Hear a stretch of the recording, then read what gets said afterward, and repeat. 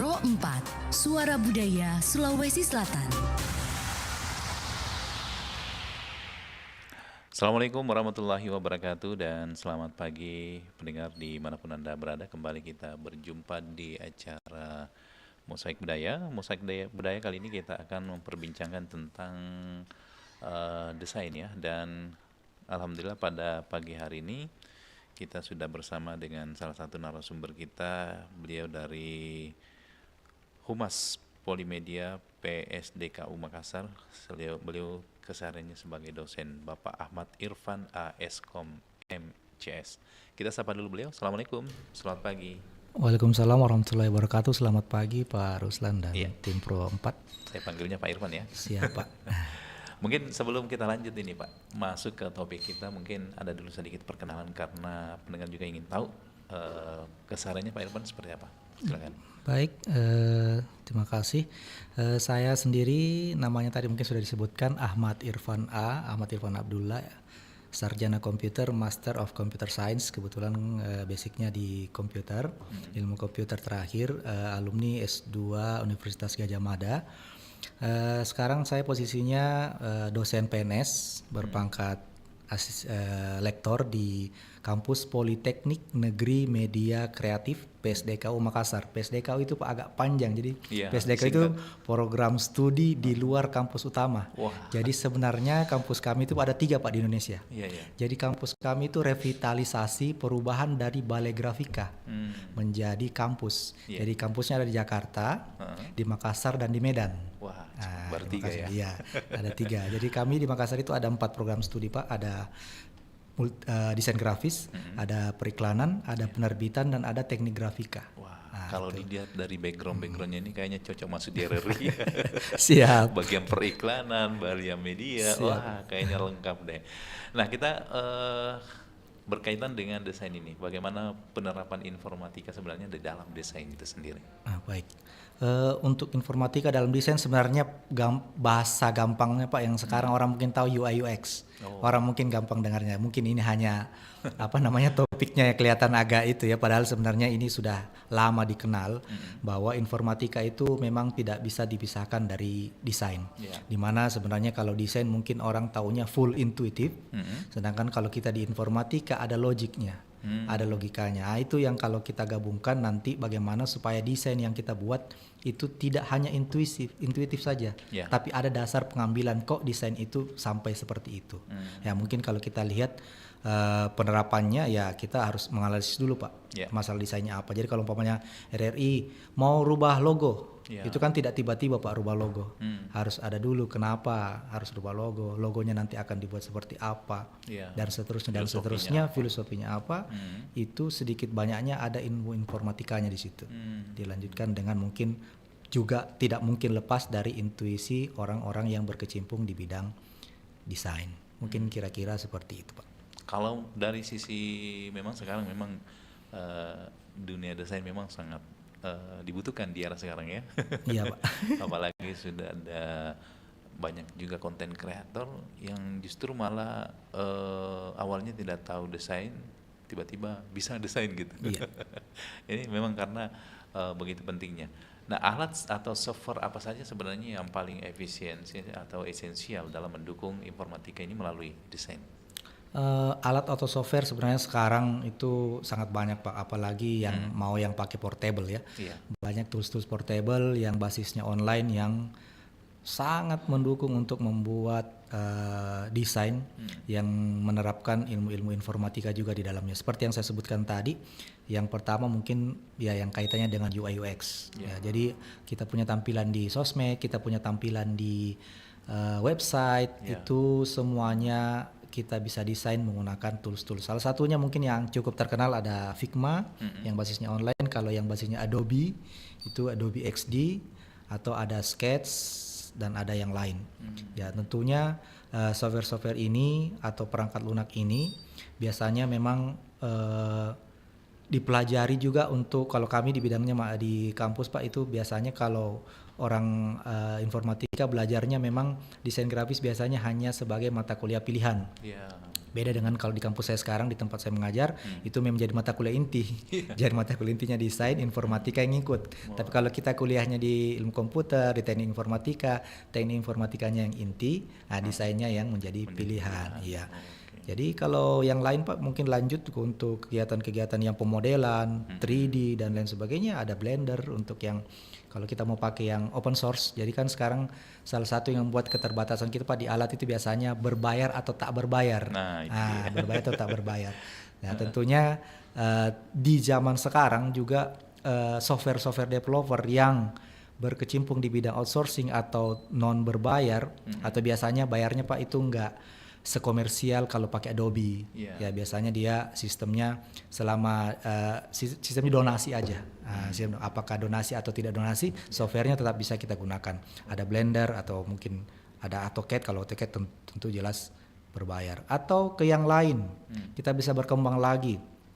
Sekarang kita banyak menggunakan dashboard Pak untuk menampilkan informasi. RRI Pro 4, Pro 2, Pro 1 itu berapa sih viewernya selama sebulan, berapa pendengarnya selama sebulan, 6 bulan, setahun.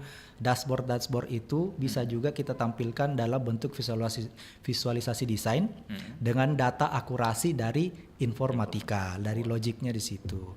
Nah itu biasanya pakai ada Tableau, ada Google Analytics, ada Python.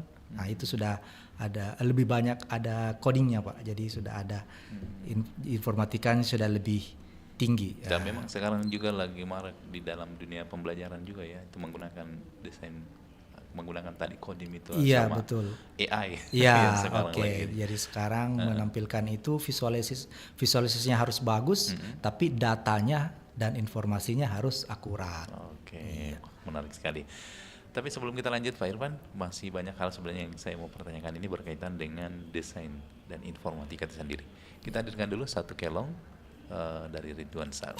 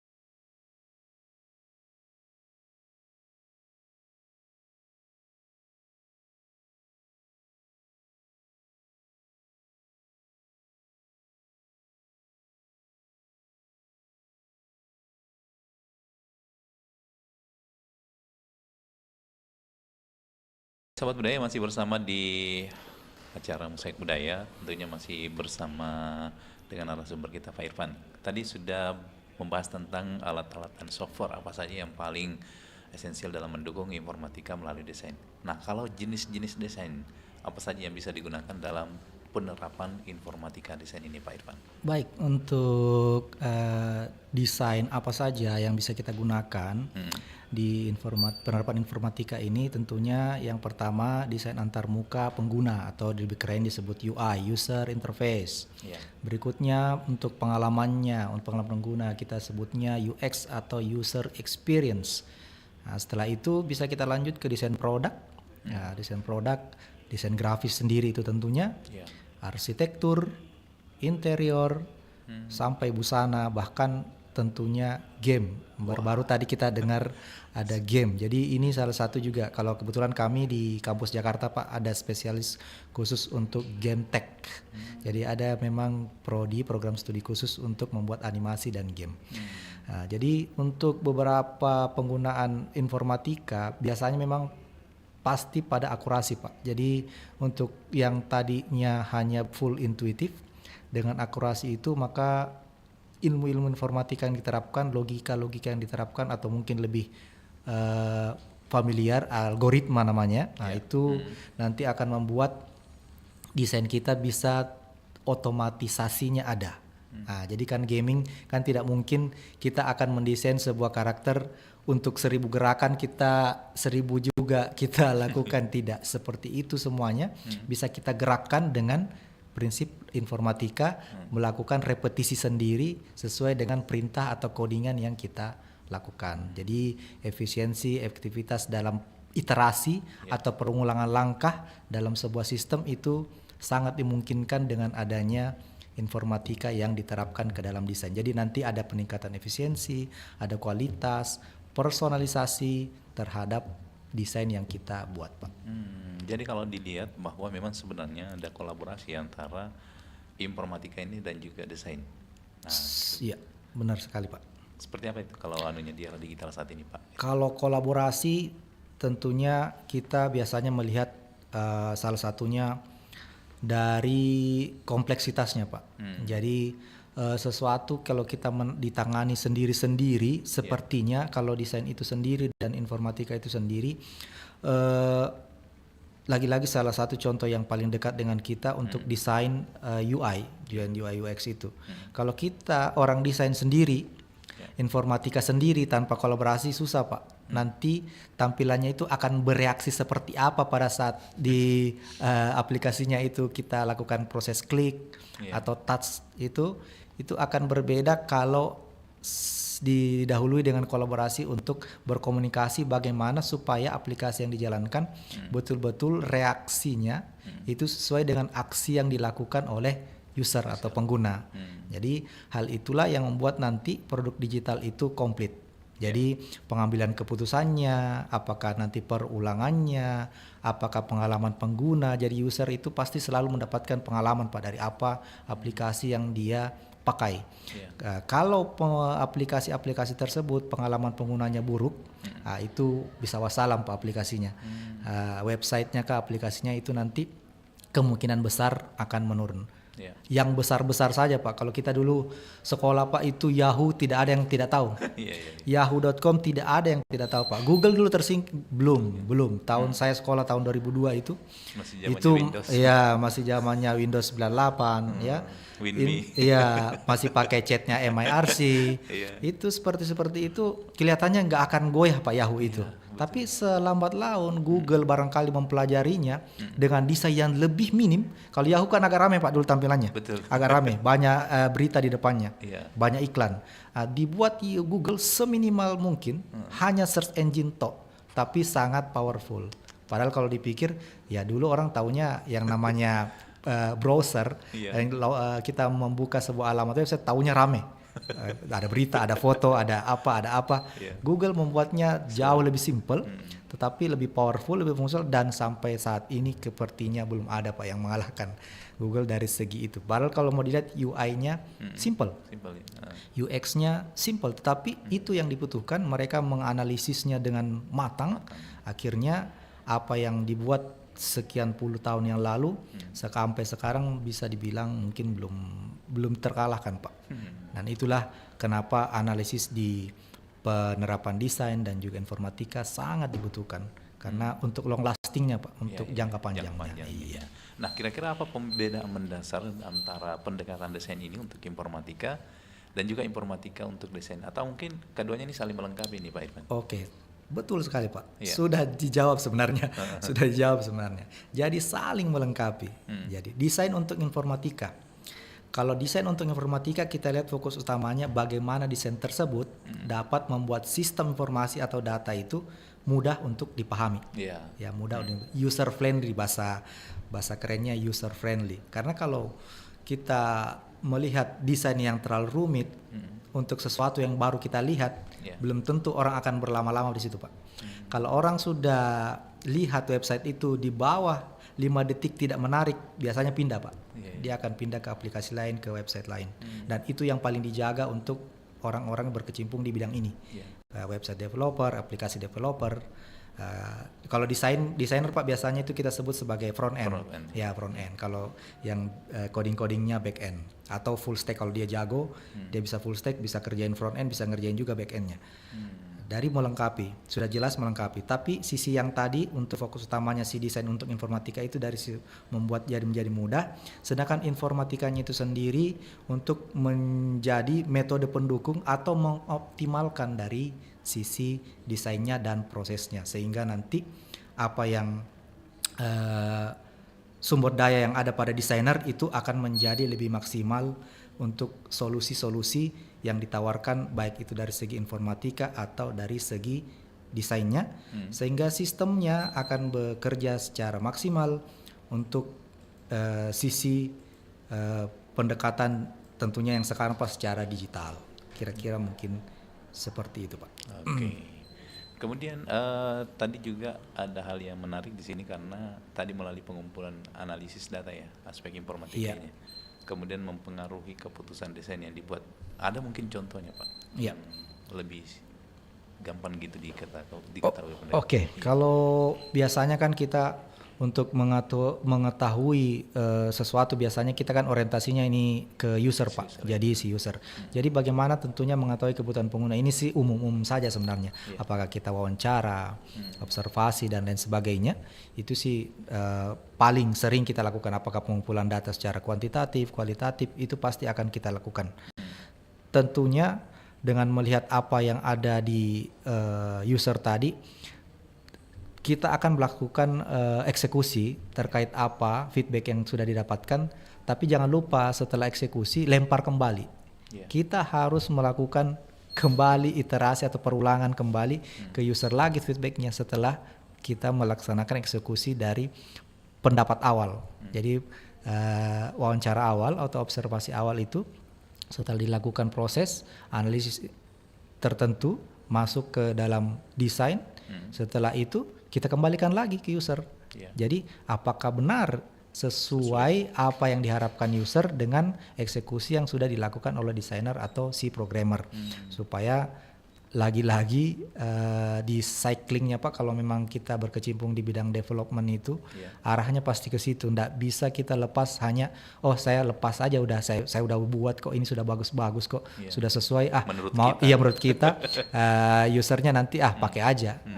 Ada beberapa yang bisa seperti itu idealis, tapi biasanya itu untuk special purpose Pak, untuk industri misalnya itu oke, nggak masalah. Itu karena memang pasti tidak mungkin ada banyak perubahan karena sudah patternnya dari produksi dari pabrik tertentu barangkali itu memang seperti itu. Tapi kalau untuk bebas aplikasi yang memang akan umum digunakan itu riskan tentunya kita melakukan seperti pasti kita akan selalu feedback evaluasi akan terus seperti itu Pak. Oke, baik, menarik sekali memang kalau kita cerita tentang informatika dan juga desain ya. Nah, kalau mungkin tantangan terbesarnya sering muncul saat penerapan informatika ini ke dalam desain saat ini, dan kira-kira bagaimana cara mengatasinya? Tantangan terbesar tentunya yang paling awal sepertinya Pak, apalagi kita ini di Indonesia Timur, itu pasti skill.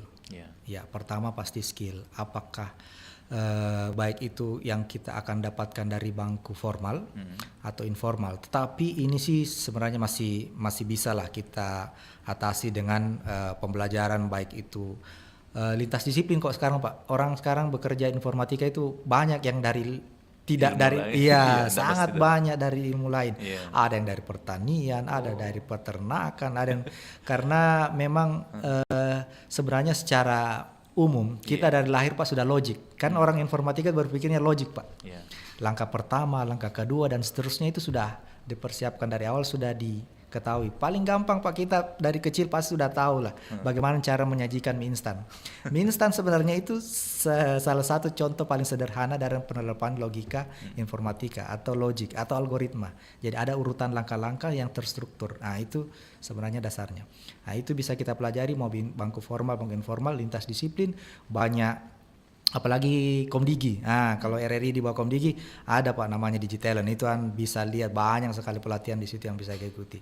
Nah, lanjut kita bisa ke bagaimana untuk meningkatkan kualitas dan bagaimana pengolahan data, bagaimana integrasi alat dan alur kerja dan seterusnya sampai pada mempertahankan jadi ini salah satu Pak yang jadi masalah kalau kita bekerja di bidang industri, ya kalau ini hitungannya industri kreatif Pak. Yes. Jadi industri kreatif itu biasanya turnovernya tinggi. Ya biasanya human resource itu kadang gampang Pak untuk berpindah dari satu divisi ke divisi lain, dari suatu tempat ke tempat lain. Itu juga menjadi tantangan tersendiri bagi, makanya biasanya kalau industri-industri yang startup, yang bidangnya development software itu biasanya Pak tempat kerjanya nggak kayak kantor-kantor amat. Jadi biasanya serileks mungkin. Karena kalau tidak mereka itu orang-orangnya ya tidak bekerja seperti orang yang 9 to 5 Pak, yang kerja kantoran dari pagi sampai sore, setelah itu pulang. Enggak. Mereka bisa aja kebalikan Pak. Mereka bisa aja kerja malam, siangnya itu baru mikir ide atau bahkan istirahat, malamnya baru malam mereka kerja. Jadi tantangan-tantangan itu, kompleksitas pekerjaan biasanya lagi-lagi di organisasi tersebut biasanya punya cara-cara tersendiri untuk mempertahankan itu. Tentunya tidak lain tidak bukan salah satunya juga bagaimana untuk membuat lingkungan kerja yang baik sehingga kolaborasi yang diharapkan dari penerapan informatika dalam desain itu sendiri bisa tercapai Pak. Ya. Baik, Pak Irfan, masih ada yang beberapa hal yang tentunya akan kita kulik di pembahasan kita di siang hari ini ya. Tapi kembali dulu kita hadirkan persembahan lagu berikut ini.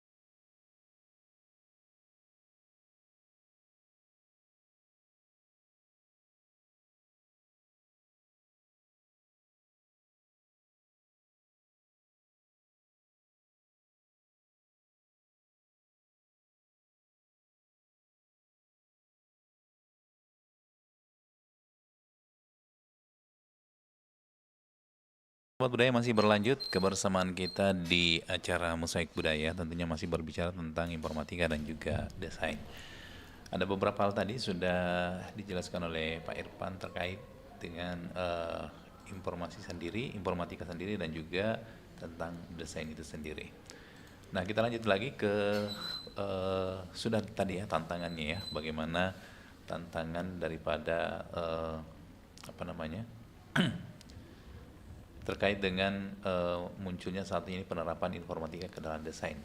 Kemudian ada mungkin contoh konkret proyek atau produk di mana penerapan informatika ini berpusat pada desain. Kira-kira indikator apa yang digunakan ini Pak Irfan? Baik Pak, ini mungkin pertanyaan yang paling menarik yang arahnya juga bisa ke mungkin sesuai dengan rubrik acara kita ya untuk budaya. Jadi kalau kita melihat sekarang Pak, apalagi ini yang kaitannya dengan musik, mungkin tidak ada yang tidak kenal Spotify. Tidak ada yang tidak kenal Spotify. Kalau kita lihat desain dari Spotify itu cukup simple, UI-nya cukup simple, tapi penerapan informatikanya Pak lumayan tinggi itu. Salah satunya di mana? Itu pada saat sistem rekomendasi musik. Nah, itu pasti pakai logika Pak. Itu pasti pakai logika. Jadi bagaimana caranya dia menganalisis sekian banyak titik data yang biasa digunakan oleh si user mendengarkan lagu apa, sering lewat di berandanya, sering disimpan atau sering di follow, maka itu akan menjadi referensi bagi dia untuk mendengarkan musik apa di Spotify. Jadi itu pasti logiknya tinggi Pak. Nah, lanjut daripada itu biasanya kita juga yang sering sekarang Pak ada namanya analis dari sentimen atau tren. Jadi apa-apa yang tren itu biasanya lagi viral atau apa, itu biasanya akan dianalisis. Nah, itu lagi pakai logik lagi. Tapi untuk menampilkan hasil analisisnya lagi-lagi supaya mudah, tidak mungkin dibaca oleh semua orang kalau dalam bentuk kode bentuk program, maka diterjemahkan ke dalam dashboard, dibuat desainnya menarik. Ketahuan bahwa sekarang lagi viral lagu ini, kayak mungkin kemarin kita tahu Pak yang anak itu Pak yang Dayu Pacu Dayun itu kan itu aura farmingnya luar biasa. Hal-hal seperti itu akan cepat sekali adopsi berbagai macam sosmed supaya untuk menaikkan traffic di masing-masing, sehingga user-user di dalamnya atau konten kreator di dalamnya akan mendapatkan juga keuntungan dari situ, mendapatkan keuntungan dari situ. Tapi terkadang juga ketika ada sebuah musibah juga cepat sekali juga viral. Iya betul kemarin, Pak. Kayak Barcelona ini. Tapi dalam dunia konten kreator memang sekarang itu cari sesuatu yang memang lagi trafficnya yang lagi tinggi, algoritmanya ya. Iya. Nah kemudian mengukur keberhasilan atau efektivitas dari penerapan informatika itu yang berpusat pada desain itu seperti apa? Oke Pak, mungkin sebelum krisis saya masih lanjut sedikit Pak untuk budaya kok informatika desain budaya bisa enggak ke arah budaya? Bisa Pak, sangat bisa. Jadi kami kemarin kalau tim kami kebetulan ada pengabdian kepada masyarakat Pak di lorong wisata di Kelurahan Batua. Itu kami buatkan AR-nya, pembelajaran AR untuk tokoh-tokoh pejuang di Sulawesi Selatan. Jadi kita buatkan AR-nya di lorong wisata itu, nanti kalau di scan menggunakan HP akan kelihatan muncul siapa Ila Galigos, siapa Sultan Hasanuddin, siapa Diponegoro dan seterusnya. Itu akan muncul sehingga anak-anak itu kalau membelajar sekarang kan tidak harus kalau belajar harus di perpustakaan, kalau belajar harus di sekolah, kalau belajar harus buka buku dulu di tempat-tempat formal. Jadi harusnya sih belajar sekarang Pak sangat bisa di mana saja. Salah satunya dengan cara itu memanfaatkan desain AR diarahkan ke tema-tema yang kaitannya dengan sejarah, budaya, itu sangat bisa. Mahasiswa kemarin saya habis nguji Pak, kemarin kita lagi proses banyak menguji tugas akhir mahasiswa. Salah satu tugas akhir mahasiswa kami itu membuat desain 3 dimensi pembelajaran untuk Borobudur. Jadi Borobudur kalau orang tidak yang mau ke sana dan pengen belajar dulu, itu bisa lihat di aplikasinya, nanti tinggal diklik, bisa ada kuisnya, bisa ada gambarnya, bisa di rotate 360 derajat. Nah, itu lagi-lagi untuk menggabungkan antara informatika dan desain. Mungkin untuk penerapan tadi itu, Pak. Ya. Jadi lanjut ke pertanyaan tadi yang selanjutnya, bagaimana mengukur Keberhasilan. ya keberhasilannya. Ya. Kalau ada kaitannya dengan informatika, Pak, pasti lagi-lagi hal-hal yang bersifat kualitatif dan kuantitatif pasti terlibat di dalamnya. Ya. Biasanya kita akan melakukan lagi-lagi salah satunya dengan feedback. Jadi salah satunya dengan feedback kembali ke user. Kalau ada kaitannya dengan bisnis, bisa saja kita pakai bagaimana traffic penjualan, ya, bagaimana sampai kemana user mana yang sudah menikmati karya kita, itu bisa juga ke sana. Atau ke performa. Jadi kalau ke performa, seberapa cepat sih kalau aplikasi itu bisa jalan, yang sampai diklik sekarang besok baru terbuka, Pak, itu orang tidak mau, Pak. Jadi maunya kapan diklik, maka responnya juga harus secepat itu, atau mungkin biasa kita kenal bahasanya real time. Orang sukanya kalau seperti itu. Dari hal-hal tadi, maka akan diukur seberapa besar umpan balik yang kita dapat, bagaimana kepuasan pengguna, bagaimana respon dari aplikasi atau sistem atau desain yang kita buat. Maka hal-hal seperti itu nanti hasilnya akan kita dapat hasilnya untuk hasil ukurnya, sehingga nanti akan tercipta desain yang efektif dan efisien.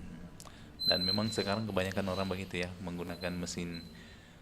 Artinya bukan lagi manusia yang bekerja untuk mengelola semua itu ya. Iya, betul, Pak. Tinggal misalnya orang mau belanja, itu kan secara langsung terverifikasi dan akhirnya nanti misalnya transfer uangnya langsung muncul sekalinya. Itu masuk bagian juga ya dari aplikasi dan desain ini sendiri. Iya, betul, Pak. Jadi aplikasi desain informatika itu sekarang bisa dibilang salah satu hal yang tidak bisa lepas.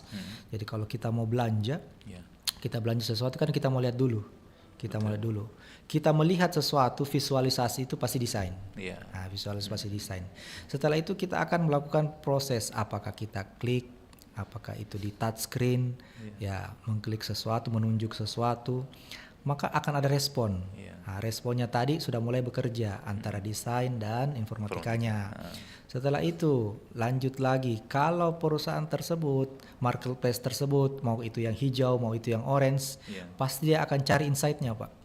Dia mau tahu seberapa besar penjualan di hari itu, siapa saja, umurnya berapa saja, gendernya apa yang dia sukai. Makanya kalau kita mengklik sesuatu, Pak, sekarang itu pasti akan lewat di beranda kita apa yang kita sudah klik beberapa waktu lalu. Baik itu di Facebook, di TikTok, di Instagram, itu akan muncul sini, perasaan tadi saya tidak klik ini di Instagram, saya bukanya di Facebook. Makanya dimunculkan di berandanya karena sekarang sudah terintegrasi dengan sistem Meta, Pak. Jadi sistem Meta itu yang membuat antara WhatsApp, antara Instagram dan juga Facebook sudah terintegrasi, sehingga salah satu aja yang kita klik maka akan bisa lewat di beranda kita di 3 platform tersebut. Oke, ada pertanyaan lagi nih terkait dengan seberapa pentingnya kolaborasi antara desainer, kemudian developer, dan juga dalam proses penerapan informatika dan desain ini, Pak. Oke, kalau ini, Pak, memang cukup krusial untuk kolaborasi ini, karena kalau tidak maksimal, ya apa yang didesain bagus, Pak, bisa hancur.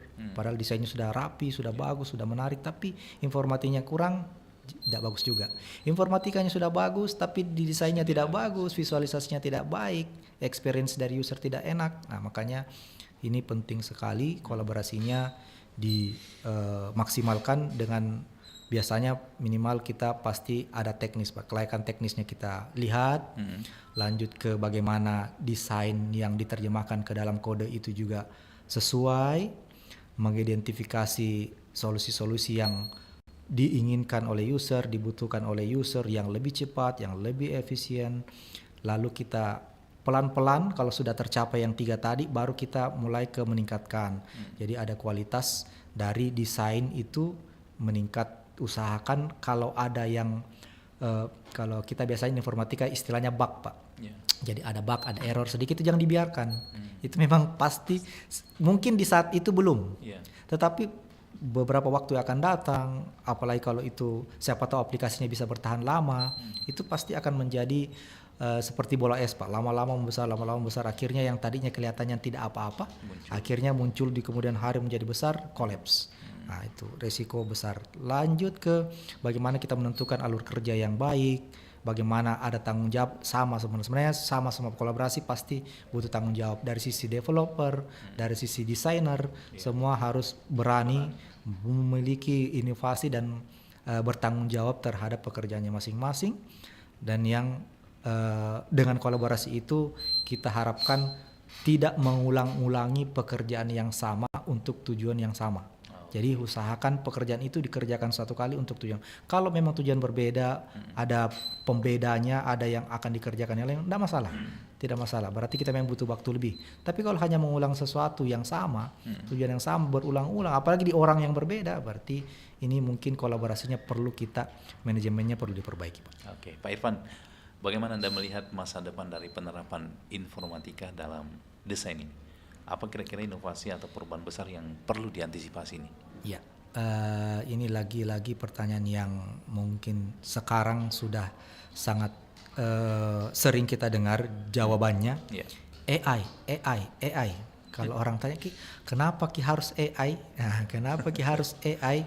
Karena AI itu selalu menawarkan kemudahan, otomatisasi. User biasa pun bisa. Kalau disuruh coding mungkin ya bagi sebagian orang itu sesuatu yang harus dipelajari dulu sekian waktu, sekian lama. Tapi dengan adanya AI, jangankan coding, desain pun yang full intuitif itu bisa diterjemahkan dengan prompt tertentu. Kita memberikan prompt kepada AI, maka dia akan menerjemahkannya menjadi sebuah desain. Yang dulu kalau mau dipikir, kita mau men-sketch saja susah, ini mau pakai pensil apa, kertasnya bagaimana, susah. Ini tinggal di prompt aja Pak, tinggal disampaikan aja permintaannya, ya istilahnya prompt. Setelah itu dia akan mengeluarkan. Makanya kemarin banyak desain-desain itu yang Disney, ya, yang Ghibli, ya, itu tidak dibuat sendiri, cukup dengan AI, ya walaupun plus minusnya banyak. Ya tentunya ada plus minusnya dari apa yang itu, tapi tentunya arah ke sana pasti. Sudah itu virtual, realitas virtual atau VR dan realitas tertambah atau AR itu pasti. Jadi AI, VR, AR itu juga pasti arahnya ke sana, Pak. Desain berbasis data real time itu juga pasti sangat dibutuhkan. Kalau sekarang kita mau lihat Pak, itu kita bisa lihat salah satu website yang jadi rujukan untuk dashboard untuk melihat informasi terkait perkembangan sosial media dan lain sebagainya, itu namanya Hotsuite Pak. Itu kita boleh Bapak buka nanti atau pendengar boleh buka nanti. Di situ banyak data-data yang terkait kenapa harus menggunakan Instagram. Kenapa platform ini digunakan? Kenapa? Kenapa kita bisa lihat berdasarkan gender, berdasarkan negara. Kita bisa lihat di situ Pak. Itu yang dimaksud desain berbasis data real time. Dan seterusnya, bagaimana tentunya integrasi desain yang ada ke kode yang minimal. Jadi tentunya kita maunya kodenya minimal, karena ini mungkin yang bisa dibilang salah satu skill yang cukup sulit dipelajari dan butuh waktu. Kita pastinya maunya low code atau bahkan kalau bisa tidak ada code-nya, ya tidak ada kodenya, tidak ada codingnya. Itu juga akan berkembang ke arah situ. Dan yang terakhir ya kita butuh bagaimana desain itu yang tetap ada etiknya Pak. Jadi ethical IT itu juga sekarang cukup harus diperhatikan karena dampaknya lumayan besar Pak, dampaknya untuk hal-hal yang arahnya ke etikal itu baik dari dulu mungkin kita taunya undang-undang ITE ya, itu yang membahas terkait itu ya. Sekarang harus juga ada undang-undangnya. Iya harus karena AI ini sangat mudah Pak digunakan. Dan kemarin kan kita sudah lihat banyak yang kejadian hanya dengan foto orang diambil di Instagramnya kah, di sosmed platform lain kah, dijadikan hal yang negatif. Itu tentunya salah satu plus minusnya. Menggunakan isu agama, sangat berbahaya. Jadi memang harus ada di sisi lain ada manfaatnya, memudahkan manusia, pekerjaan manusia. Betul, di sisi lain kalau disalahgunakan bisa berbahaya. Bisa sangat berbahaya Pak. Sekarang lagi marak gitu Pak, berkeliaran di media sosial. Mungkin karena belum ada aturannya yang melindungi itu ya. Sementara di Godo kayaknya di Komdi Iya, terus terang sepemahaman saya juga Pak, kita itu masih agak lemah di sana. dari situ. Dari segi cyber security kita masih agak lemah. Di sekian banyak orang yang mempelajari informatika mungkin cuma sekian persen Pak yang betul-betul berkecimpung di cyber security. Kesannya itu remeh-temeh aja. Iya. Jadi kalau bikin website, mungkin kemarin kita lihat website kita yang dibobol lah, hilanglah data, inilah bocor lah data. Harusnya itu tidak boleh jadi alasan Pak. Iya. Karena sebelum itu dimulai harusnya keamanannya dilebih dulu. Sama dengan rumah Pak. Betul. Rumah itu kan kalau orang di objek-objek vital itu kan ada security-nya, ada post security-nya, ada CCTV dan lain sebagainya untuk mengantisipasi hal tersebut. Sama sebenarnya dengan ini. Sebenarnya sebelum sistem itu di launching, Iya. harusnya cyber security-nya sudah dipikirkan terlebih dahulu. Iya. Iya. Oke, kira-kira yang terakhir ini apa sarannya nih Pak Irfan, khususnya para desainer ataupun orang yang berkecimpung dalam dunia desainer dan profesional terkait dengan informatika ini supaya lebih mendalami lagi bidang ini. Oke, jadi tentunya Pak kalau yang namanya kita memiliki keinginan kuat untuk mempelajari sesuatu itu pasti tidak bisa instan. Iya. Iya, tidak bisa instan. Segala sesuatu yang instan itu biasanya minimal jatuh-jatuhnya kalau kita sudah terjun ke dunia profesional gampang disaingi. Ya, gampang disaingi. Tentunya untuk hal seperti ini kita mungkin ada beberapa tahap. Yang pertama, tentunya kita bisa mempelajari dasar-dasar data dan analisis mendesain sesuatu. Jadi tidak serta-merta mendesain. Bisa aja sih Pak kan kita mendesain otodidak, nyontoh di YouTube atau dia tutorial ya. Itu bisa saja. Tetapi kalau ditanya, "Kenapa Anda gunakan warna ini? Kenapa Anda pakai font ini?"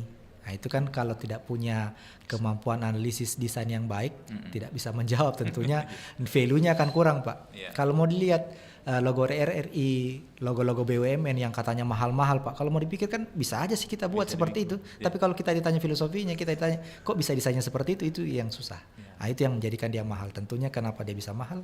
Lagi-lagi karena referensi data dan analisis kita kuat. Yeah. Lanjut, yang berikutnya kita memahami betul konsep dari desain dan informatika itu sendiri. Agar tentunya dari segi teknis kita tahu kalau di informatika mungkin arahnya ke HTML, harus bisa tahu CSS, harus tahu bahasa JavaScript. Nah, tentunya dari segi desain yang tadi yang sudah bisa analisnya ke sana, dipertajam dengan kemampuan informatika. Okay. Setelah itu kita lanjut eksplorasi desain yang lebih generate dan tentunya alat desain yang berbasis AI. Sekarang kita tidak bisa Pak, pasti kita arahnya ke sana. Jadi apapun yang kita lakukan pasti akan mengikut ke perkembangan sekarang. Oh, pakai AI, ya Anda bisa mendesain karena pakai AI. Iya, memang saya bisa mendesain pakai AI. Tapi saya ngasih prompt dengan Anda ngasih prompt belum tentu sama. Betul. Ya, dari pengalaman, dari kemampuan analisis, nah itu dari referensi-referensi tentunya bisa saja berbeda sekalipun platformnya sama. Dan yang terakhir tentunya kita berfokus pada problemnya, bukan solusi. Jadi user ngasih apa, apa yang akan kita garap, apa yang kita eksekusi nanti, itu tentunya prioritas dari riset sebelumnya terhadap user dan problem yang ada. Mungkin sekian Pak. Baik, terima kasih Pak Irfan, menarik sekali perbincangan kita kali ini. Mudah-mudahan ini bisa juga memberikan sedikit pencerahan ya kepada pendengar terkait dengan dunia informatika dan juga desain begitu. Baik, terima kasih Pak Irfan meluangkan waktu hadir di Pro 4 untuk berbagi informasi. Mudah-mudahan apa yang kita bahas ini bisa menjadi acuan bagi pendengar kita dan referensi ya terkait di dunia informatika dan juga desain. Assalamualaikum warahmatullahi wabarakatuh. Waalaikumsalam warahmatullahi wabarakatuh.